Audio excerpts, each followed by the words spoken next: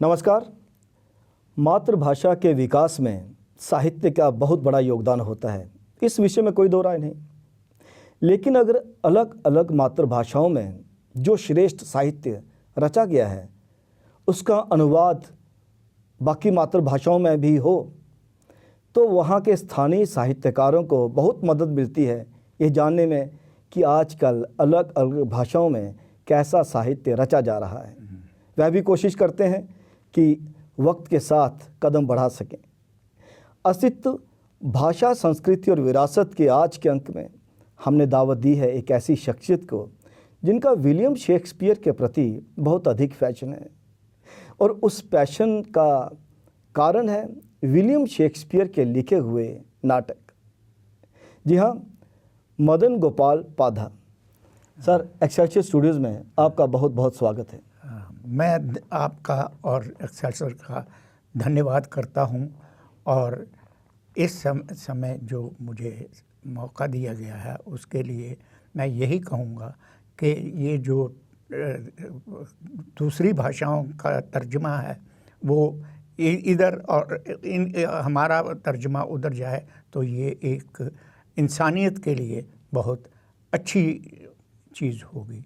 और मैं फिर ये कहूँगा कि ये जो चीज़ हो ये बड़ी पुख्ता होनी चाहिए, ऐसे नहीं शब्द बाई शब्द तर्जमा नहीं हो, भाव बाई भाव ये इसके लिए अदल बदल हो। सर, आपने वैसे तो बहुत सारे लेख लिखे हैं डोगरी भाषा में। डोगरी भाषा को आप प्रेम भी करते हैं, डोगर की सांस्कृतिक विरासत से भी आपका काफ़ी लगाव है। लेकिन पढ़ते हुए क्या विलियम शेक्सपियर ने आपको इतना अधिक प्रभावित किया उन नाटकों ने, उनके लिखे हुए नाटक जैसे जूलियस सीजर है या फिर ओथेलो है, उसने इतना अधिक प्रभावित किया कि आपने सोचा कि डोगरी साहित्य में इसका अनुवाद बहुत ज़रूरी है? निश्चय ही मुझे डोगरी से प्यार है, मेरी माँ है ये, और मैं बचपन से ही मेरे ननिहाल कटरा में है, ताया मेरा रियासी में था, मेरी मासियाँ उधमपुर में थी, और वहाँ से जो डोगरी की मुझे आदत पड़ी तो फिर हमें कलकत्ता अपने फादर के पास जाना पड़ा। वहाँ भी जो था बंगाली इतनी मीठी ज़ुबान थी कि वो उसने भी मुझे बड़ा प्रेरित किया और मैं साहित्य की तरफ अट्रैक्ट हुआ। बंगाली साहित्य ने आपको साहित्य की तरफ आकर्षित किया, लेकिन डोगरी में आपने काफ़ी लिखा। फिर वो फिर आके वो लिखा। अगर वहाँ रहता बंगाली सीख लेता तो मैं बंगाली में भी लिख लेता, ऐसी कोई बात नहीं। डोगरी मेरी अपनी ज़ुबान थी, ये अगर इतनी बड़ी वोकैबुलरी थी मेरे पास, वो इसलिए मैंने ये डोगरी में लिखना आपने ज़रूरी मुनासिब समझा। सर, जो हम देखते हैं अक्सर, देखिए जो किताब अनुवाद होती है उससे ही पता चल जाता है कि ये किताब अपने पैसों से प्रकाशित नहीं करवाई गई है। आमतौर पर डोगरी साहित्य की बात करूं मैं तो डोगरी साहित्य में जितना भी अनुदित साहित्य है उसमें से अधिकतर साहित्य जो है वो प्रोजेक्ट्स के अंडर, जो प्रोजेक्ट्स होते हैं अनुवाद के, उनके अंतर्गत अनुदित किया जाता है। चाहे वो साहित्य अकादमी का प्रोजेक्ट हो, कल्चरल एकेडमी का हो, या फिर और भी जो अकादमियाँ ऐसे प्रोजेक्ट निकालती रहती हैं, उन्हीं प्रोजेक्ट्स के अंडर अनुदित होता है साहित्य डोगरी भाषा में। आपने उसको छोड़ के अपनी जेब से पैसे खर्च करके बड़ी बड़ी किताबें, विलियम शेक्सपियर के दोनों नाटक जूलियस सीजर और ओथेलो छपवाया, क्यों? महाशय, ये बात अब क्या कहूँ मैं। एक तो मतलब एक दो दफ़ा मैं इस लाइन पर भी गया कि हाँ मैं ये देखे थे, अब इनसे कंपनसेशन ले लूँ, लेकिन वहाँ पर वो बड़ा वो था, खुशामद थी, और इसलिए मैंने उस तरफ मुँह ही नहीं किया और खुद निज की जेब से खर्चा भी किया, सब कुछ किया। और मेरे ख्याल है इस वक्त मैं मुतमय्यन हूँ कि मैंने जो किया ठीक किया, क्योंकि ये साहित्य जैसी चीज़ को बड़ी उत्तम चीज़ है, इसके लिए कोई सौदेबाजी या कुछ नहीं होना चाहिए। आपको अनुवाद करने का शौक़ है, आप चाहते हैं कि अलग अलग भाषाओं में लिखा हुआ श्रेष्ठ साहित्य का मैं अनुवाद करूं, उसके माध्यम से ही आप डोगरी भाषा की भी सेवा करना चाहते हैं कि डोगरी भाषा में ऐसा साहित्य उपलब्ध हो। हाँ, ये तो बात ठीक है कि इसीलिए तो मैंने ये किया। भाषा थी, मेरे गुरु जो थे वो मुझे ऐसे मिल गए, मतलब मैं किस्मत वाला हूँ कि मेरे गुरुओं ने या मेरे औलाद, एक तो वो इंग्लैंड में बस गया और उसने मुझे सारा वो जो स्ट्रैटफोर्ड A1 शेक्सपियर का जो घर है मैं वही पूछना चाहता था। जैसे आपका बेटा इंग्लैंड में सेटल है, तो जो लोग विलियम शेक्सपियर से बहुत प्रभावित हैं, जिनको विलियम शेक्सपियर का मतलब हर चीज़ देखने का शौक़ है, उनमें आप भी हैं, जाहिर है। हाँ। तो जब भी आप इंग्लैंड जाते हैं तो क्या उस जगह पे गए जहाँ पे कहा जाता है कि विलियम शेक्सपियर पैदा हुआ, जहाँ पे बैठने साहित्य की रचना की? महाराज, जैसे अब आप यहाँ बनारस जाएंगे तो गंगा जी में तो ज़रूर नहाएंगे, हरिद्वार जाएंगे तो वैसे ही है, वहाँ जाओ। और ये मैं बताऊं कि इंग्लैंड में विलियम शेक्सपियर दूसरे नंबर पर आता है, इससे पहले उनका वो यीशु मसीह है। मतलब ऐसे इतना पॉपुलर है, मतलब not to speak of this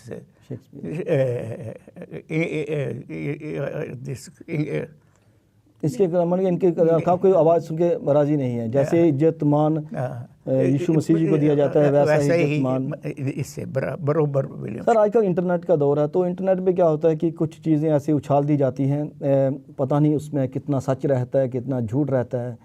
कहीं मैंने पढ़ा था, कहीं मैंने सुना भी था, विलियम शेक्सपियर के बारे में कहा जाता है कि इतना कुछ विलियम शेक्सपियर ने लिखा, इतना कुछ लिखना, इतना समृद्ध साहित्य देना, सृजन करना एक व्यक्ति के लिए पॉसिबल नहीं है। तो कहा जाता है कि विलियम शेक्सपियर एक इंसान नहीं था, इंसान था भी तो फिर वो एक ग्रुप में था, जो ग्रुप नाटक लिखा करता था, क्योंकि नाटक जो लिखा जाता है वो टीम वर्क होता है। तो विलियम शेक्सपियर उनके बारे में ऐसा कहा जाता है कि विलियम शेक्सपियर एक इंसान नहीं था, इट वाज अ ग्रुप। अब पता नहीं इतना इसमें कितना सच है, कितना झूठ है। क्या विलियम शेक्सपियर एक आदमी था कि ग्रुप था?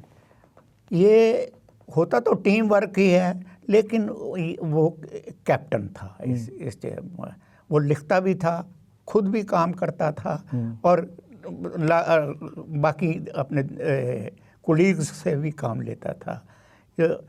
और उसका मतलब जो ढंग था वो निराला ढंग था, और वो जो भाव और जो चीज़ वो अपने मन में धार लेता था कि ये ऐसा होना चाहिए, वो अपने नतीजे पर ही पहुंचकर सांस लेता था।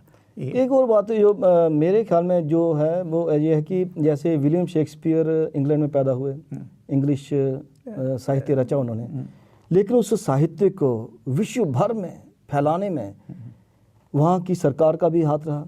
ईस्ट इंडिया कंपनी जहाँ की, कहा जाता है कि यूनियन जैक का झंडा कभी नीचे नहीं होता था, क्योंकि जहाँ सूरज उगता था वहाँ फिर उन्हीं का राज हुआ करता था।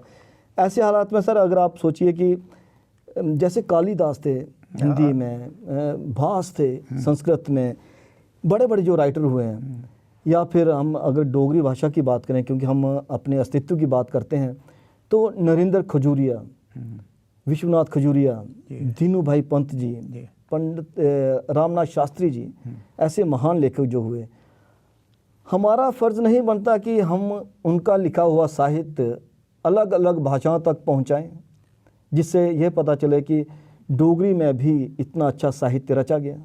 काश के ऐसा होता।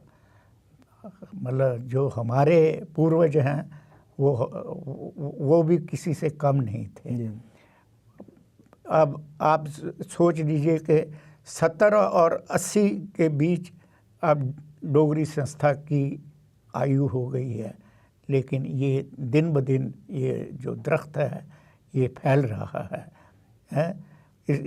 ये अब मतलब हो ही नहीं सकता कि ये अब कोई इसका विकास ना बढ़े, और हमें जो ये अपने पूर्वज हैं उनकी जो बनाए मतलब दी उसका विकास करना बड़ा ज़रूरी है। तो आप चाहते हैं कि जो नौजवान पीढ़ी है या जो भी साहित्यकार साहित्य सृजन कर रहे हैं उनका ये फ़र्ज़ बनता है कि जैसे आजकल क्योंकि ग्लोबल विलेज है, ग्लोबल विलेज का मतलब कि बाहर के साहित्यकारों के साथ साक्षात्कार इंटरव्यू या साक्षात्कार होता रहता है, ठीक है।